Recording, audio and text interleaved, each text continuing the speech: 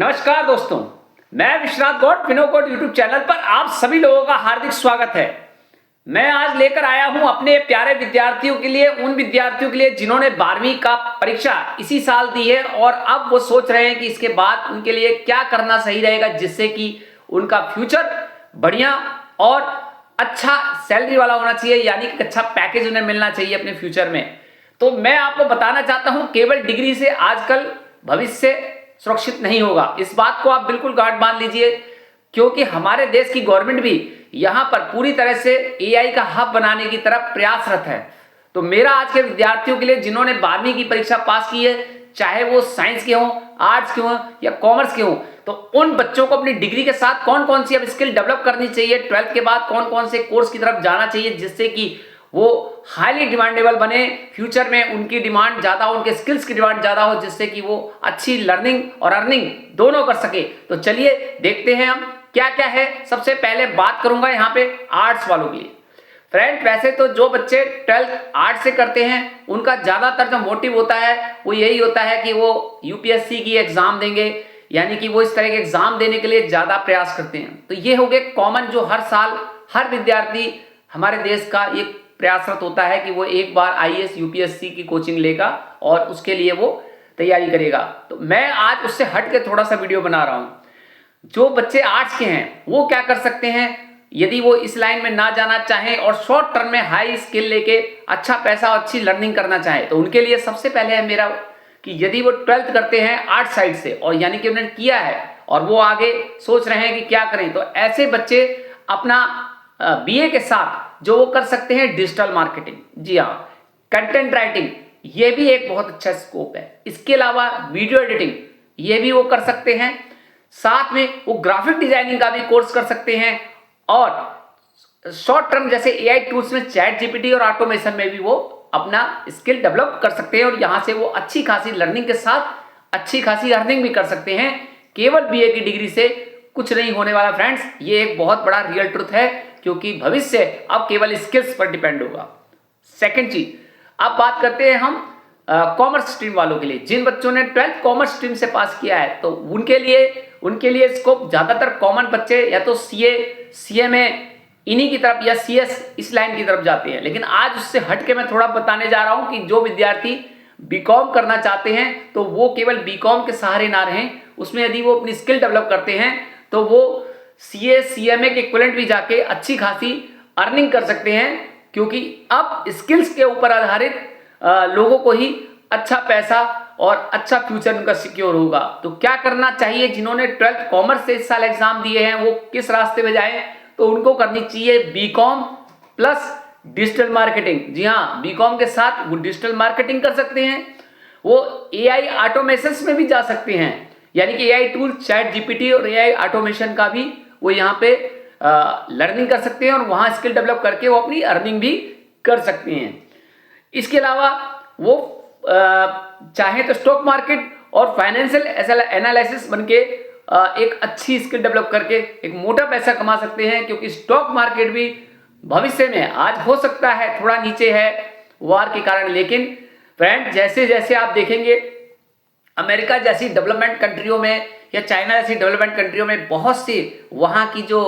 Public है वो काफी हद तक शेयर मार्केट में इन्वॉल्व हुई है। वैसे तो इस मार्केट में कोई भी आ सकता है, कोई भी स्ट्रीम वाला इसकी नॉलेज लेने के लिए आ सकता है, लेकिन मैं आपको बताना चाहता हूं कि इसमें ज्यादातर आप देखेंगे हिस्ट्री रही है कि जो सीए चार्टर्ड अकाउंटेंट लेवल के या जो अकाउंटिंग लेवल के जो बंदे रहे जिनकी फाइनेंशियल एनालिसिस अच्छी रही है, उन्होंने काफी अच्छा पैसा इस स्टॉक मार्केट में कमाया है। तो स्टॉक मार्केट के लिए आप फाइनेंशियल एनालिसिस बनिए और उसपे आधार पे आप तय करिए कि आप स्टॉक मार्केट में जाना चाहते हैं कि नहीं। यदि आप जाते हैं तो वहां एक आप अच्छी अर्निंग भी कर सकते हैं, लेकिन उससे पहले एक अच्छी लर्निंग, फाइनेंशियल स्टेटमेंट पढ़ना, फाइनेंशियल को एनालाइज करना, इसकी भी स्किल अगर आप डेवलप कर लेते हैं। और इसके अलावा आप tally plus GST short term का डिप्लोमा करके एक किसी भी अच्छे इंस्टीट्यूट से आप वहां पे अपनी ये स्किल डेवलप करके किसी भी कंपनी में एक बढ़िया 30 से 40 हजार तक की जॉब मिनिमम आप अपनी कर सकते हैं, और ये भी आपके फ्यूचर में काफी हेल्प करेगा अगर आप इसमें अपने एआई टूल्स का भी इस्तेमाल करते हैं। यानी कि एआई टूल्स का इस्तेमाल यदि आप करते हुए अपनी अकाउंटिंग और फाइनेंशियल स्टेटमेंट एनालिसिस को बढ़ाते हैं तो फिर आप काफ़ी हद तक अपना फ्यूचर सिक्योर करेंगे और काफ़ी अच्छी अर्निंग भी करेंगे। और इन सभी कोर्सों में फ्रेंड्स यदि मैं कहूँ तो ज़्यादा टाइम नहीं लगता, क्योंकि ज़्यादातर शॉर्ट टर्म कोर्सेज हैं। 1 से 2 साल में आप इतना हो जाएंगे कि अच्छी खासी आप अर्निंग करने लगेंगे। अब मैं बात करता हूं सीधा सीधा साइंस वालों के लिए, क्योंकि साइंस वालों का सपना भी बहुत हाई होता है और उनको जो कोर्स होते हैं उनकी निगाह में ज़्यादातर कॉमन वो 2 ही कोर्स सोचते हैं। या तो वो 2 तरह के एंट्रेंस देना चाहते हैं, नीट यानी कि नीट, जैसे कि मैं जानता हूं कि पीसीबी वाले ज़्यादातर नीट की तरफ जाते हैं और पीसीएम वाले जाते हैं जेई की तरफ। तो ये एक कॉमन कोर्सेज हैं, कॉमन एंट्रेंस हैं जिसके लिए वो देते हैं। लेकिन मैं ये कहना चाहता हूं कि जो बच्चे नीट जेई में जाते हैं वो उनके लिए सबसे पहला सिलेक्शंस होता है। लेकिन मैं कहना चाहता हूं कि जो बच्चे उस लाइन में नहीं जाना चाहते वो क्या करना चाहें। तो साइंस वाले स्टूडेंट जो उस लाइन में जाना नहीं चाहते तो मैं उनके लिए कहना चाहता हूं कि स्पेशली साइंस साइड के जो पीसीएम वाले बच्चे हैं वो बीसीए प्लस कोडिंग यानी कि बीसीए करें डिग्री और उसके साथ कोडिंग जरूर करें, क्योंकि कोडिंग करेंगे तो फिर केवल डिग्री नहीं बल्कि स्किल्स भी आपकी जुड़ जाएगी और आपके बेटर फ्यूचर और अच्छी खासी अर्निंग का भी एक माध्यम बन जाएगी। क्योंकि बिना स्किल्स के मैंने भी बताया कुछ भी नहीं है, तो स्किल्स प्लस डिग्री यही आपके फ्यूचर को करेगा ग्रोथ। अब इसके अलावा यदि वो करना चाहें तो वीडियो एडिटिंग, ग्राफिक डिजाइनिंग अगर ये करते हैं तो ये भी उनके लिए एक बेटर ऑप्शन रहेगा। डिग्री के साथ साथ अगर ये स्किल वो डेवलप कर लेते हैं तो अच्छी खासी वो यहाँ पे अर्निंग और फ्यूचर ग्रोथ कर सकते हैं। इसके अलावा वो चाहें तो एआई टूल्स का भी कोर्स करके स्किल अपनी डेवलप कर सकते हैं, जिसके अंदर वो चैट जीपीटी और ऑटोमेशन जैसे क्षेत्रों में भी स्किल्स अपनी चाहें तो डेवलप करें तो अच्छी खासी उनको अर्निंग होगी। तो कुल मिला के मेरा कहना ये है कि जितने भी हमारे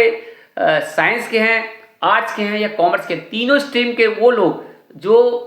यूपीएससी, एसएससी, नीट, जेई में जाने में इंटरेस्टेड नहीं है, यानी कि वो सोचते हैं कि साइंस में ज़्यादा हार्डवर्क है, तो वो बच्चे डिग्री के साथ साथ ये जो मैंने अभी जितनी स्किल्स बताई, अगर वो इस स्किल को अपने अंदर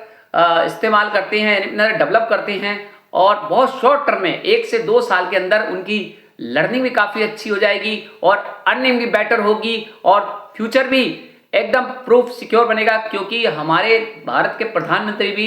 देश को आज की डेट में एआई का हब बनाने की तरफ प्रयासरत है। तो फ्रेंड्स एक बहुत बड़ा सत्य तो यही है कि आने वाला जो समय है वो केवल उन्हीं लोगों के लिए रहेगा जिनके अंदर स्किल्स होगी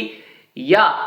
जो पूरी तरह से एआई को समझ चुके होंगे, यानी कि डाटा साइंस के अंदर भी जिन्होंने साइंस वाले, स्पेशली नॉन मैड वालों के लिए कहना चाहता हूं कि यदि वो बीटेक भी करते हैं तो फिर वो बीटेक में भी एआई यानी कंप्यूटर साइंस विद एआई करें। इसके अलावा कोशिश ये करें कि डाटा साइंस में डाटा एनालिसिस और इसके अलावा मशीन लर्निंग में जाएं तो अच्छी खासी उनकी अर्निंग विद लर्निंग दोनों ही चलेगी और फ्यूचर भी ग्रोथ होगा। आपको मेरा वीडियो कैसा लगा? यदि अच्छा लगे तो आप इसको लाइक सब्सक्राइब जरूर कीजिएगा। मैं आज उन्हीं विद्यार्थियों के लिए लेके आया था जिन्होंने इस साल 12वीं की परीक्षा दी है और वो सोच रहे हैं कि वो 12वीं पास क्या करें, तो जरूर आप इस पे गौर कीजिएगा। So thank you, have a nice day.